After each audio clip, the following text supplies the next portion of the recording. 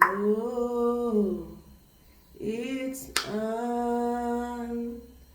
Tita Akusa. I'm a no. It's Tita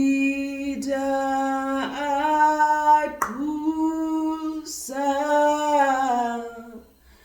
Oh, it's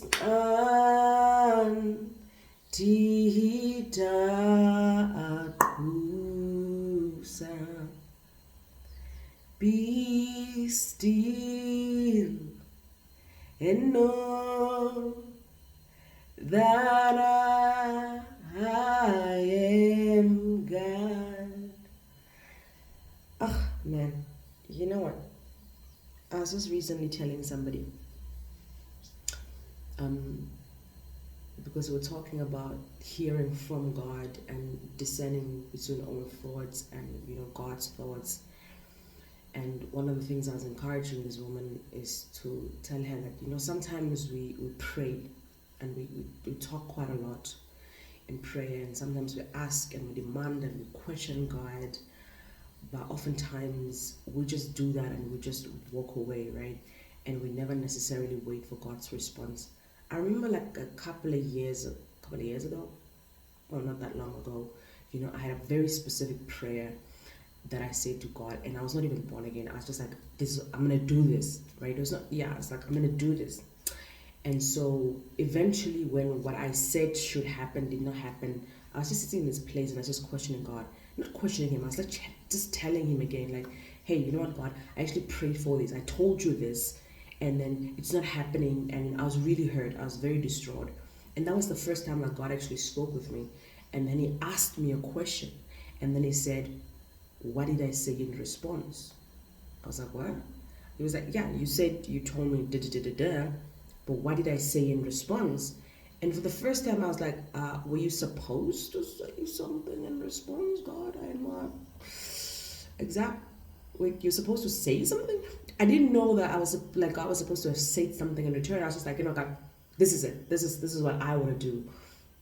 Make it happen, And then I was just like, nothing. I don't think you said it. Then God was like, exactly. You just made a command of me, Asante, and you walked away, and you did not even care what my response was. You didn't even care what I thought about the situation, right? And that really taught me that sometimes when we pray, not sometimes, all the time, when we actually pray, when we ask questions, when we petition God, that we should make room. There should be a room of a waiting period, that we actually wait patiently from God, like expectantly from a father. Like, hey, you know what? I told this to my father. I asked this of my father, and then now I'm gonna wait to see what he says. Like, Daddy, I had this particular dream, and I really need you to help me understand what it means. You get what I'm saying? We need to be expectant to hear from God. And I want to share this because that was part of like the word that was given in today's morning prayer that we had as well, about really sitting at the feet of Jesus and being expectant and listening to him, right? Listening to his teachings, just because the world can become very chaotic, right? The world can become loud.